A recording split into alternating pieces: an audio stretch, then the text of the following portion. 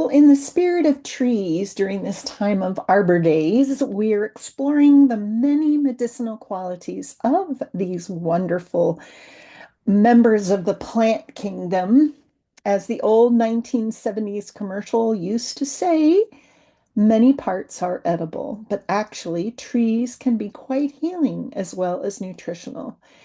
So, for this episode of the Botanical Medicine Study Course with me, your host and instructor, Stephanie Georgiev, we will be featuring a historic as well as a very loved tree whose American species has quite a lot to offer, and that is witch hazel.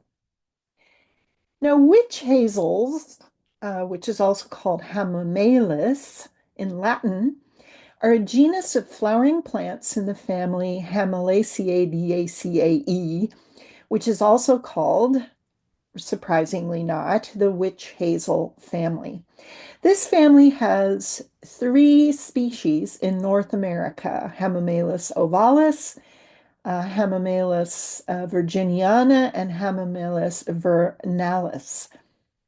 And there's one in Japan and one in China. Now, the North American species are often called winter bloom, and the most commonly used witch hazel for medicinal properties is the American Hamamelis virginiana. Okay, so this is a small deciduous tree or shrub growing up. You can get up to 20 feet tall, and some have actually clocked in at 33 feet tall. And there's often a dense cluster of stems at the base. The bark is light brown, smooth, scaly, and the inner bark is reddish purple. There are little branchlets that, start off as little bud-like things, and then they become branches. And the foliage are beautiful and downy, and the leaves are oval. And as you can see, the flowers are usually yellow, sometimes white. Now, Native Americans produced witch hazel extract by boiling the stems of the shrub and producing a tea, which was used to treat swellings, any type of bump or scrape, as well as what they considered tumors. Early Puritan settlers in New England adopted this remedy from the natives, and it became widely established for its medicinal properties as a remedy in the United States. Now, a lot of us are familiar with the over-the-counter toner witch hazel, which I think we can still get in a lot of drugstores. You certainly can get this online. And it's basically an extract of the plant, which is used in a liquid, which just varies in terms of what the liquid is. And many of us are familiar also with the product Preparation H, whose original formula incorporated witch hazel, the Hamamelis.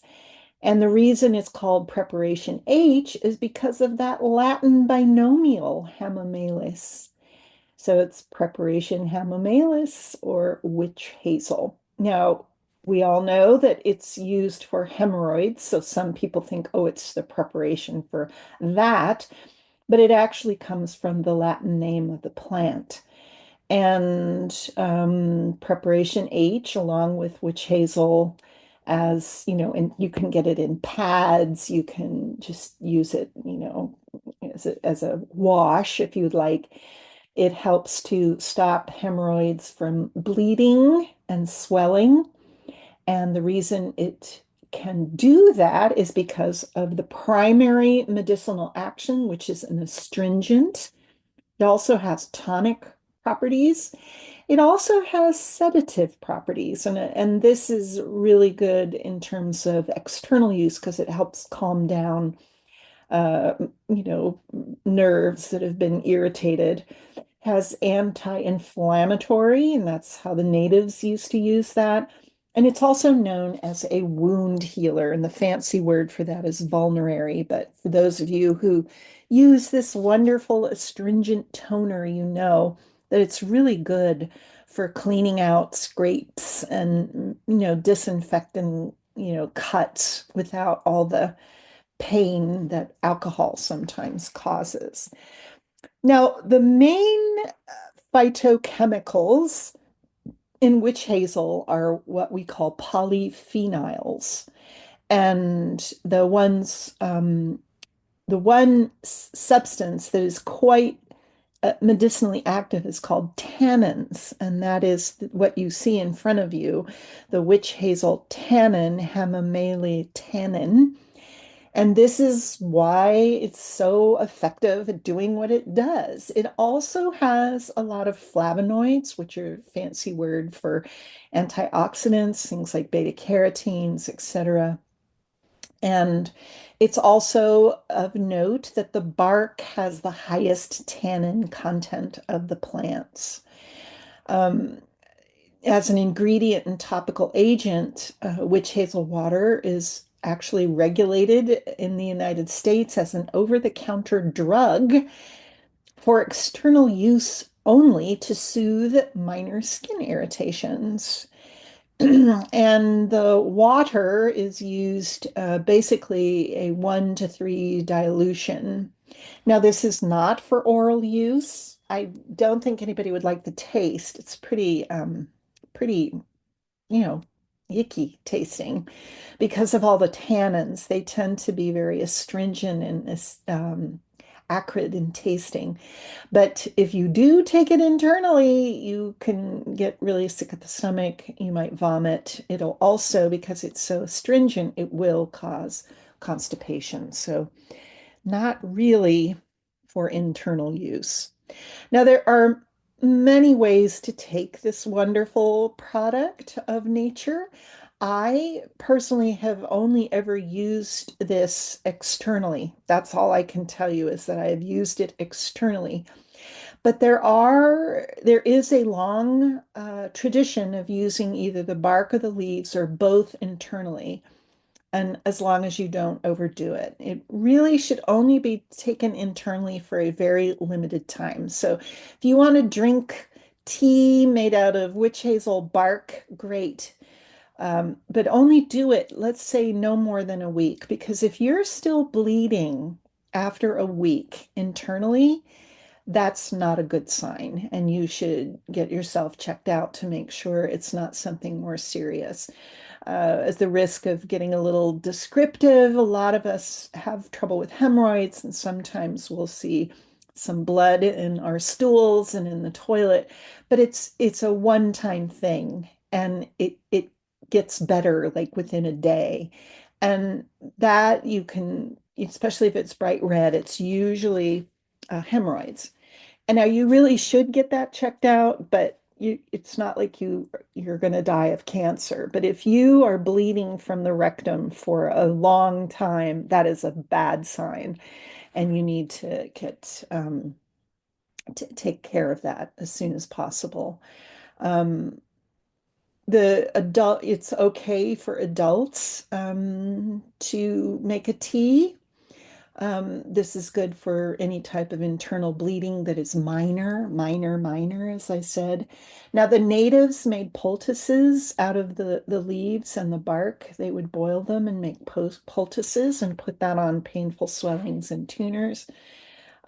It's well, I really like having witch hazel on hand. I just think it's something everybody should have in their bathroom medicine cabinet. And you can put a little bit of witch hazel, rub that into your scalp before you wash your hair. It can help if you have trouble with itchy scalp.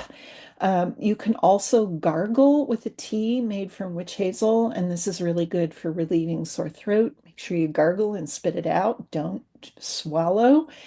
And but you do need to do a little patch test, especially if you're going to use it externally, just to make sure that you don't get any skin reactions from that. And again, not a whole lot of don't take it for a long period of time. You can use it externally to your heart's content. But again, if you're bleeding and you put witch hazel and you still keep bleeding like on a wound, um, after a week, that's not a good thing. So you need to go to the doctor for that. Now, witch hazel is a beautiful plant to grow in your garden, and it's just a wonderful thing to have. I have personally never grown this. It's more native to the southeastern part of North America. And as you all know, I grew up in Southern California. Maybe somebody had this in their garden. I'm not aware of it. But I do have links in the program notes if you would like to grow this in your garden. So, however you want to really come to know this plant, either by using it medicinally or appreciating it if it's in the wild or actually growing it, I hope you come to really get to know this wonderful gift of North America to the rest of the world. This is Stephanie Georgia saying thank you so much for spending your valuable time with me. Make sure to check out the links in the program notes. And for those of you who would like to have a more comprehensive approach to botanical medicine, please go to the Patreon page. There are many ways that you can do that.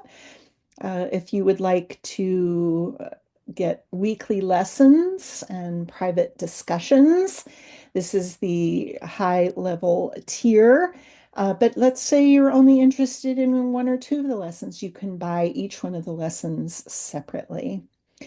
So there's all kinds of information on how to do that. And this, I think, is a cost-effective and time-effective way. Obviously, I think you should do the whole 50 lesson course. But if you only want a few of those lessons, that is also possible. So until next time, be well.